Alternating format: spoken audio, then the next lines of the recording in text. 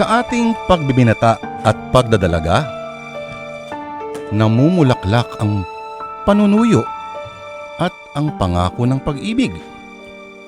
Sa mga panahong ito, nilalatag sa atin ng kapalaran ang potensyal nating makakasama sa buhay. Sa mga panahong ito rin, pinakamalakas ang ating mga katawan, kayang pagsabayin ang iba't ibang aktibidad sa umaga at makikiparty pa sa gabi at date. At kinabukasan, papasok pa sa eskwela. Pero ito rin ang panahon ng kapusukan, mga kapatid, at lahat ay wala pang katiyakan. At kadalasan ng pag-ibig ay nasa atin ang harapan. Pero atin pa ring pinapabayaang maglaho mula sa ating mga buhay. Akala natin ay buong mundo ang naghihintay sa atin. Hanggang lilipas ang maraming taon, ay bigla na lang nating mauunawaan na siya na pala yung hinayaan nating maglaho ang itinakda sa atin ng kapalaran. At kung matagal lang sarado ang kabanata, maari pa bang balikan at muling buksan? Mga kapatid, magsisimula na sa Sana Lourdes ang kwentong pinamagatang Ang Pinakawalan.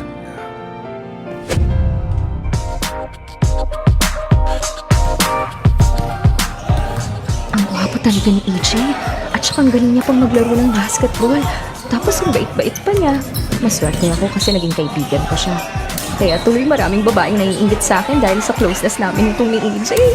Pero nitong mga nagdaang araw, bakit kaya lalo naging sweet si AJ? Ano ba yung plano niya? Baka balak niya yung manligaw sa akin. Guada! Hoy! Dito ka lang pala, kanina pa kita hinahanap. Bakit ka ba nandito sa gym, ha? Tumbak lang to, ha? Ay, parang alam ko na. Pinapanood mo mag-practice si AJ na! Oh, bakit? Masama ba? Kaibigan naman niya ako, di ba? Oh, bakit sinabi ko bang masama? Akala ko ba pupunta ka ng library para gawin yung report natin sa finance? Ano? Wala ka na bang balak na gawin yon? Sandali lang yun. Matatapos din natin agad yung report natin. Hayaan mo muna akong panoorin si EJ at yung mga kapwa niyang varsity players. Teka, ano Guada? May pag-asa ba sa'yo si AJ? Pag-asa? Anong ibig mong sabihin? May inamin sa akin si AJ kasi. Gusto ka raw niya. Ha? Paanong gusto? Hala, pa-innocent effect ka pa. Alam mo naman ang ibig ko sabihin. Gusto, crush, ganon. Talaga? Ang totoo niya, nagbabalak na raw siyang manligaw sa'yo kaso natatakot. Baka mabasted mo. Kaya ayun, hinihingi niya ang tulong ko. Ilakad ko raw siya sa'yo. At kapag naging kayo na, bibigyan daw niya ako ng bagong laptop. Umuo naman ako kasi kailangan ko bagong laptop, no? Lalo na't gagawa tayo ng term papers next semester. Oh, sige. Bigyan mo nga ako ng reason bakit dapat kong sagutin si EJ. Una, matagal na kayong magkakilala. Alam mo ng ugali niya. Pangalawa, mabait naman siya. Pangatlo, matalino. Pang-apat, magaling maglaro ng bola. Pero higit sa lahat, gwapo. Tsaka Dakota Harrison. Hoy! Anong Dakota Harrison? Bakit? Nakita mo na ba yung ano niya? Hindi pa naman. Pero di ba nga mahilig siya sa pag... Alam mo na yun?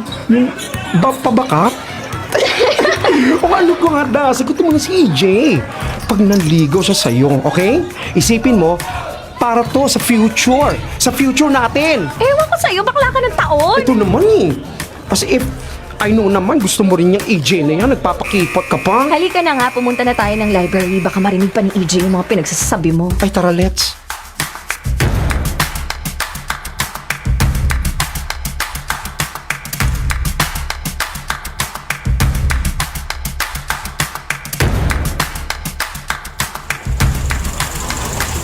Guada! Sandali, hinday! Oh, bakit EJ? Akala ko umuwi ka na. Ang totoo niyan, kanina pa kita hinihintay. Alam mo naman, mas masaya ako kapag nakakasabay kita umuwi. Pinanood kita sa practice mo kanina, hindi ko namamansin. Ha? Nandun ka ba? Sorry kung hindi kita napansin ha. Alam mo naman na dumoble ang oras ng practice namin since malapit na mag-final sa inter-school basketball competition. Anyway, anong masasabi mo sa past games ko? Magaling ka. Asset ka talaga ng team nyo, kaya hangang-hanga ako sa'yo eh. Talaga? Kanga ka sa akin? Ibig sabihin, crush mo ako, no? Itatanggi ko pa ba? Syempre hindi. Oo, inaamin ko. Ako ang number 1 fan mo. Crush yung pinag-uusapan, hindi bilang fan. Same lang yun para sa akin. Don't worry, hanggang fan lang ako. Pa naman yan? Kala ko pa naman may crush ka na sa akin. Oh, huwag kang ma-disappoint. Baka maka-apekto yan sa laro niyo bukas. Siya nga pala. Nakita ko yung post mo nung isang araw na nag-submit ka ng Certificate of Candidacy sa COMELEC. Ano ulit ang tatakboy mo? SK chairman ng barangay namin. Si mamang nag-convince sa akin na tumakbo. Subukan ko raw since pangarap ko talagang pumasok sa public service.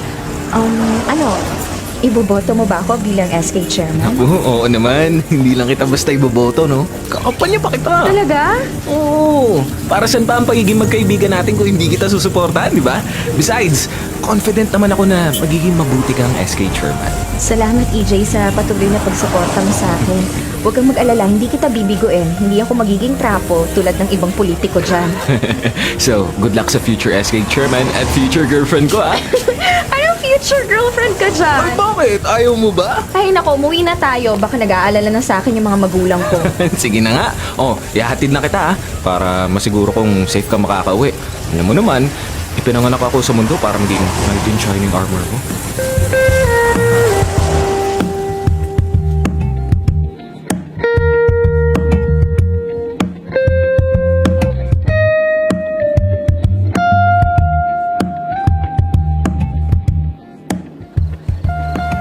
Hoy, Guada, ano?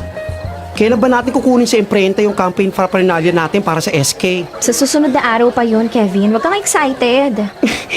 Exciting na kasi ako makita ko yung finished product ng poster mo. Gusto ko makita kung gaano kalaki at gaano kalapad yung mukha mo sa poster. Opo, manahimik ka dyan, bakla ka. Huwag mong pagkadiskitahan tong mukha ko maganda, ha? Ay, nako.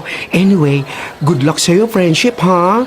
Sana manalo ka bilang SK chairwoman. Thanks, Beshi. Di bali kapag nanalo ako, ang una kong gagawin, magsasagawa ko ng isang youth party and concert sa barangay natin. Ay, bongga yan. Gusto ko yan. Ay, teka. Guada, di ba si EJ yun? Anong ginagawa niya doon sa ilalim ng poste ng ilaw? Baka may hinihintay. Hindi kaya ikaw ang hinihintay niya? Ay naku, huwag kang gumawa ng intriga, Kevin. Siguradong hindi akong hinihintay ng lalaking yan. Guada! Hindi raw, ha? O tingnan mo, palapit na siya rito sa atin. Hi, Guada! Hi, Kevin! Oh, Hi. anong ginagawa mo dito? Grabe naman. Parang ayaw niyo ako makita, ah. Eh bakit ngayon ka lang nagpakita sa akin? Akala ko ba ikakampanya mo ko? Sa Sabado pa naman nasimula ng kampanya para sa barangay at SK elections, di ba? Oo, pero kasi nagme-message ako sa'yo simula pa kaninang umaga. Panayang sin mo lang sa akin kaya naisip ko na baka sumakabilang bakod ka na kila Althea. Naku, hindi ko gagawin yun, ah. Ayoko nga maging SK chairwoman si Althea. Parang walang gagawin matino. Tsaka, hindi ako magtatraitor sa future girlfriend ko, ah. Wow! Nawawala na siya ng hiya. So ano, EJ? Kailan mo ba balak manligaw dito kay Guada? Bakit pa ako maniligaw kay Guada kung alam ko naman sasagutin din niya ako agad? Batay na patay kaya sa akin yung kaibigan mo, Kevin. Ulitin mo nga yung sinabi mo. Kilabutan ka nga, Evangelio Jose. Ay, nakwa.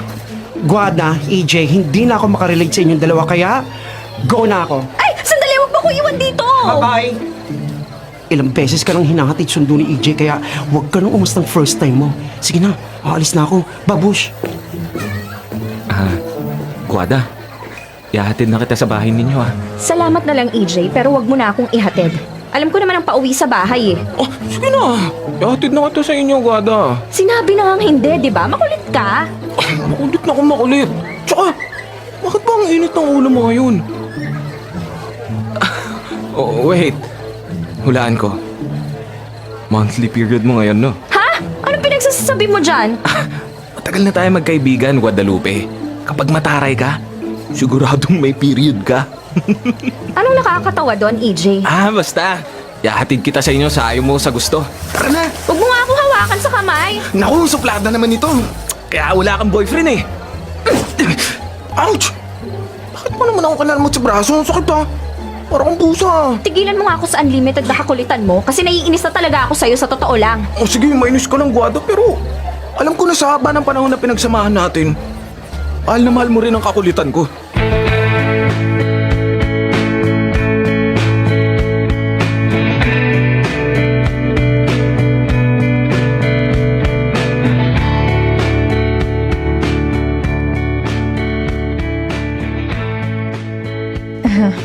Buti naman AJ at naisipan mo ulit ihatid dito ang anak ko. Alam mo, kanina pa ako nag-aalala dyan kay Guada. Naku, wala po yun, Tita Remy. Siya nga pala. Salamat dun sa isang baldeng kay Mito na binigay mo sa akin nung isang araw, ha? Sa'yo pala galing yung kay Mito? Marami kasi sa bahay namin ng mga kaimito kaya namimigay ako. Ay, sandali. Ipaghahanda kita ng merienda. Naku, wag na po. Sandali lang po Tsaka, busog pa po ako. Ay, ganun ba? Siya, sige. Ay, siya nga pala. Pasensya ka na kung naabala pa kita dahil sa paghatid mo kay Guada pero salamat ulit. Naku, wala po yun, Tita Remy. Ang totoo po niyan, ayaw po talaga magpahatid ni Guada. Pinilit ko na lang po siya. Ma, kilala niyo naman po ang lalaking yan. Napakakulit. Ayaw niya po akong tigilan. Talaga? Kasi po, Tita Remy, nagbabalak po ako umakyat ng ligaw sa anak ninyo pero ayaw niya po akong pansinin. Kaya ayun, madalas ko po siyang kulitin. Tita Remy, pwede po ba manligaw kay Guada? Kayo talaga, oh.